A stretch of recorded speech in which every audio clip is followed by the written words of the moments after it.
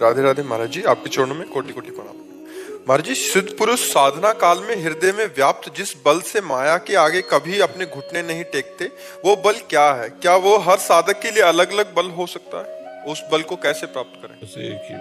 भगवान की शरणागति। दैवी हेषा गुणमयी मम माया दुरत्तया मामेव ये प्रपद्यन्ते माया में ताम तरन्ते। कोई अपने बल पर माया को रौंद दे ना, ऐसा भूतो न भविष्यति। एकमात्र मामेव ये प्रपद्यन्ते माया में ताम तरन्ते, भगवान के वचन है।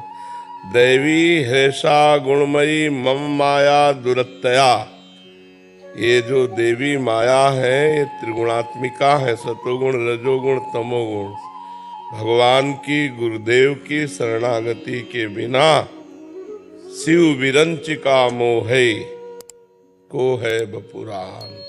और बेचारा कौन अहंकार करे, ब्रह्मा शिवादि को भी मोहित कर ले। दैवी है सागुणमयी, ये बहुत दुरत्य माया है, बहुत दुरत्य माया। शिव विरंचिका मोह है, अपने तो बहुत साधारण जीव है। जो ज्ञानिन कर चित्त अपहरई बरियाई विमोह बस करे।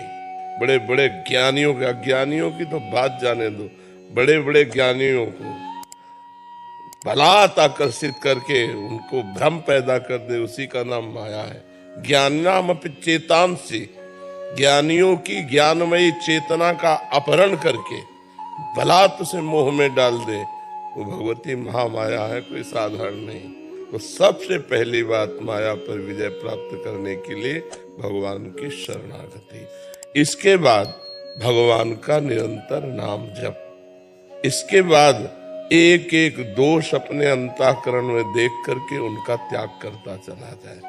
बिगिरी जन्म अनेक की अबहि सुधरे आज, होई राम को नाम जप तुलसी तज कुसुमाज। जो गंदे आचरण है, गंदी बातें हैं, इनका त्याग करें। अगर हम गंदे आचरण करते रहे और भगवान नाम जप करते रहे तो बहुत समय लगेगा। जब तक गंदे आचरण छूटेंगे नहीं, तब तक भगवदानंद की अनुभूति नहीं होगी। चलनी में गैया दुहे और दोष दैव को दे, हरि गुरु कहो न माने अपनो ही फल ले। हरि आज्ञा, गुरुदेव की आज्ञा नहीं मानते हो, चलनी में गाय दूह रहे हैं जिसमें छेद है तो एक बूंद पीने को नहीं मिलेगा। तो ऐसे गाय बढ़िया है, दूध बढ़िया है, दूहने वाला प्रवीण है, लेकिन पात्र सही नहीं है। अवगुणों का त्याग, दैवी संपदा का ग्रहण, भगवान नाम जप और हृदय से भगवान का भरोसा। चाहे कोई भी तरना चाहे, इसी से तर जाएगा। और ये नहीं तो ऐसे करके कोई आज तक नहीं निकल पाया, कोई नहीं निकल पाया। नारद जी महाराज भगवान शंकर के पास गए, बोले काम भी पर विजय प्राप्त कर ली। अरे बोले चुप रहो, हमसे कह दिया हरि से मत कह देला जाके।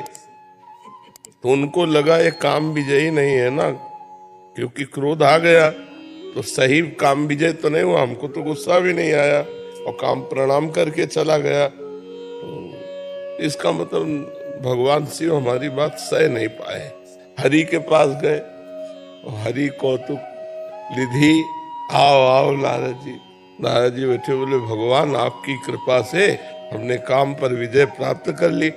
अरे बोले आप काम पर विजय प्राप्त कर लिए तो बहुत सहज बात है, आपका जो स्मरण करे वो काम विजयी हो जाए। और सुगंध रख दी। नारद जी, अच्छा प्रभु। बोले हाँ पधारो पधारो। नारद जी चल पर थोड़ी दूर चले, एक नगर, कहीं कुछ नहीं था, एक दिव्य नगर। वहां कोलाहल सुना कि भाई यहाँ क्या हो रहा है। बोले राजकुमारी का स्वयंवर हो रहा है। कौतुकवश वहां गए तो राजा ने साष्टांग दंडवत की। ये सब माया द्वारा रचित है। महाराज बड़े भाग्य हमारे, आप जैसे महात्मा घर पधारे, लाओ राजकुमारी को दंडवत कराओ। जो ही राजकुमारी आए, नारद जी के होश उड़ गए। देखते हुए नारद जी के रोमांच होने लगा, काम विजयी थे। अब इसके बाद राजा ने कहा महाराज हाथ देखो कैसा वर मिलेगा, कैसा, क्योंकि स्वयंवर रचना हो रही। जोई देखा देखी सोई लिखा, अविनाशी लक्ष्मी ऐश्वर्य कभी उसके पास से हटेगा नहीं। सब भगवान के जितने सद्गुण सब देखा में। हाँ, तो नारद जी ने कहा अब तो मतलब पति तो हम ही बनेंगे इसके।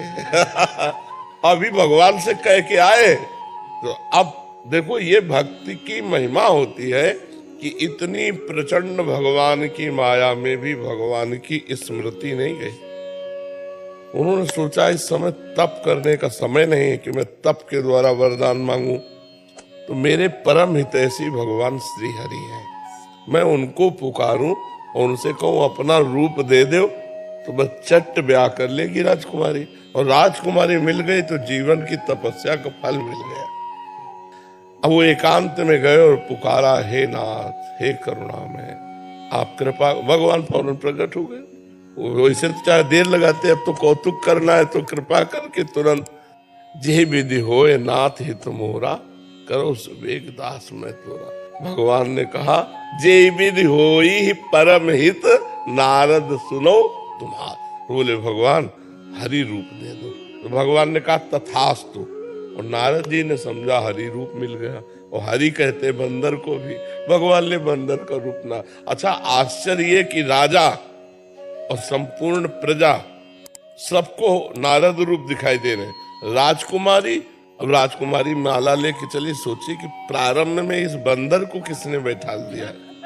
वो माला हटा के दूसरी तरफ चली, जिधर वो जाती उधर जाते तो राजा खड़ा हो जाता है, देवर्षि नारद है, बैठ जाते हैं। राजकुमारी फिर मुड़ जाती है, किसी भी राजा के गले में नहीं डाला। नारद जी इतना विकल थे कि किसी तरह हमें देख ले। वो देखती भी नहीं थी कि ये बंदर भयंकर यहाँ कैसे बैठा है। और नारद जी सोच रहे थे मेरा हरि रूप है, माला क्यों नहीं पहना रही। इतने में देखा श्याम रंग कमल नयन, नौ किशोर अवस्था, अजान बाहु भगवान, सुंदर राजकुमार के रूप में भगवान। जो ही भगवान आए सोई माला डाली, बोले हाथ में हाथ मिला। नारद जी को ऐसा लगा प्राण निकल गए। हमारी राजकुमारी तो बहुत अंदर विकल थे। तो भगवान शिव के पार्षदों ने कहा तनिक अपना रूप भी देख लो राजकुमारी, तुम्हें देखे भी तो कैसे।